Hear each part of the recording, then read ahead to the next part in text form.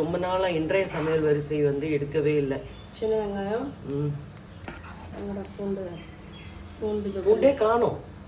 பூண்டு ஓகே, போட்டு கத்திரிக்காய் தான் போட்டிருக்கேன், அது அடியில் போயிடுச்சு. ஓகே, கத்திரிக்காய் வெட்டி போட்டுட்டியா மொத்தமாக போடாம?